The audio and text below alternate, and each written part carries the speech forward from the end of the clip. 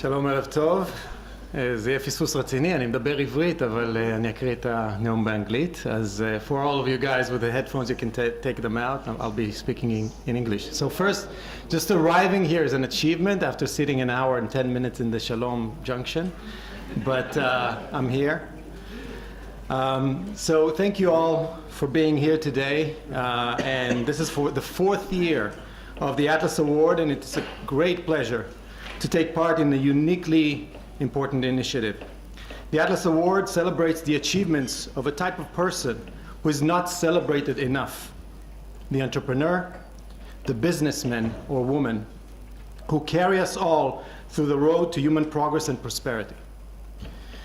As I see it, money and profit are not enough as recognition for the work of those, because those are the obvious benefits of people who enrich our lives with more values.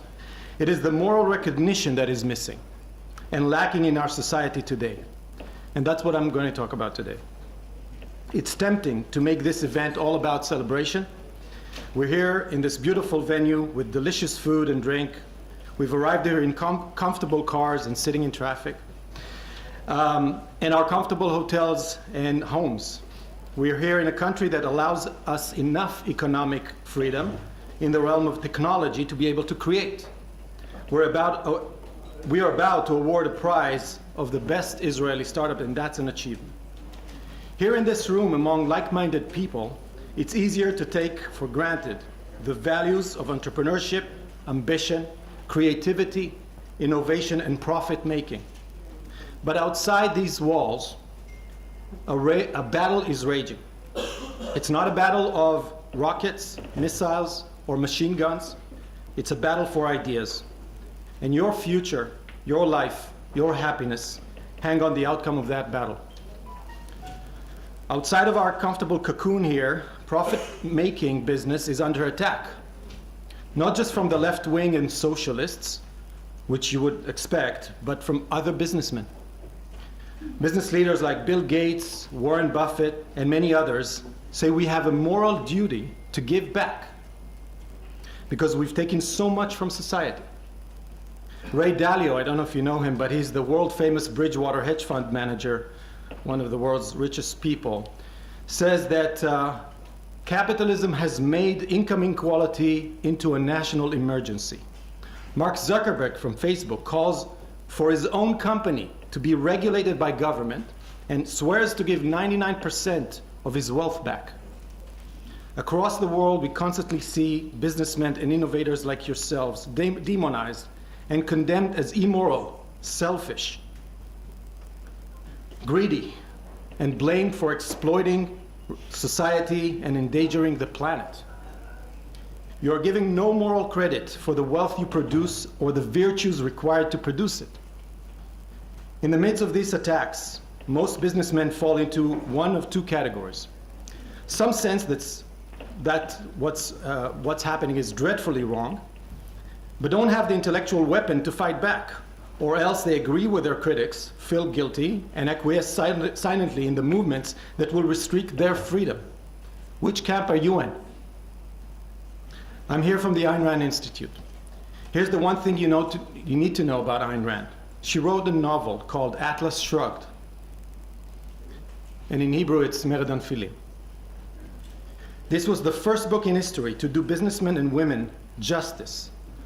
She was the first to show in full philosophical detail why productivity is a profound moral virtue, why making profits is a noble achievement, why businessmen are the atlases who hold their worlds on their shoulders. She was the first to show exactly why the attacks on businessmen are unjust and explain how to resist those attacks successfully on a moral basis. She asks us to reverse the moral compass of altruism, be it religious or secular, to rational egoism, and define a new moral paradigm that puts the individual and his life in the center of morality. Wherever this moral code was tried, it created human flourishing, prosperity, and happiness.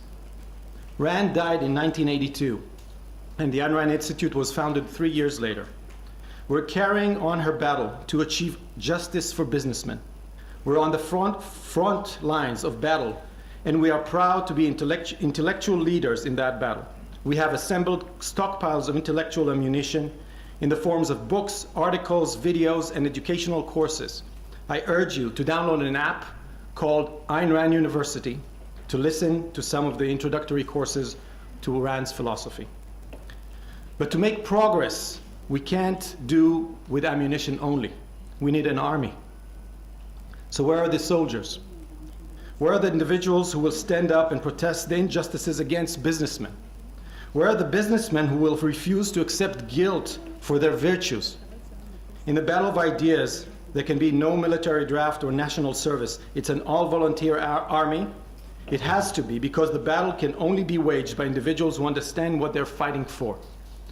We need people who are willing to rethink the conventional moral values they've been taught, willing to question whether self-sacrifice is a moral ideal, willing to reconsider an individualist morality of rational self-interest, willing to risk their social standing, because what we're talking about here is not a road to short-term popularity.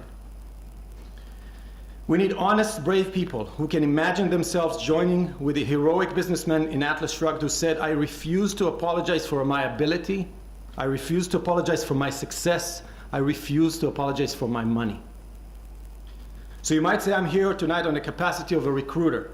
I'm looking for businessmen who are willing to stand up for themselves.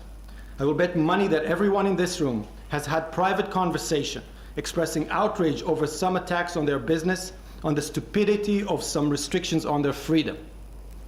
Which of you might have the courage to take those complaints public, to stand up and refuse to go on being victimized?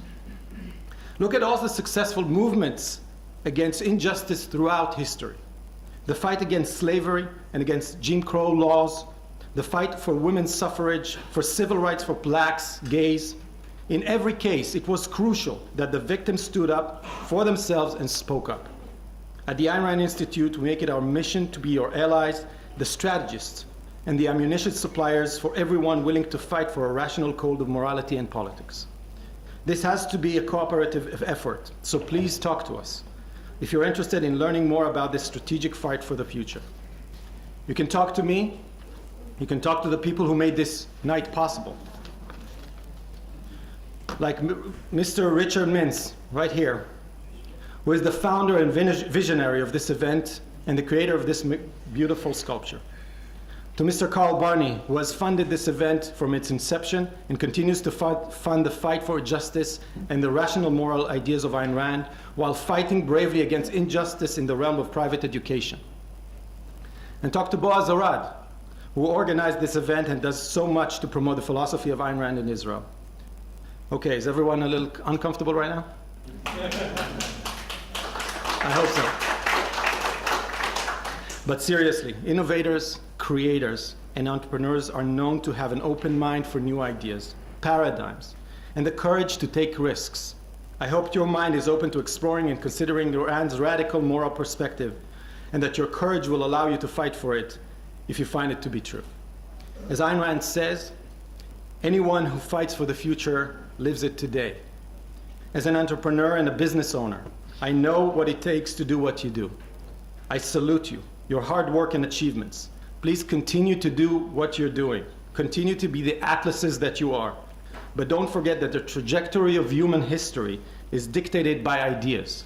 I hope you choose to take part in shaping it. Thank you very much.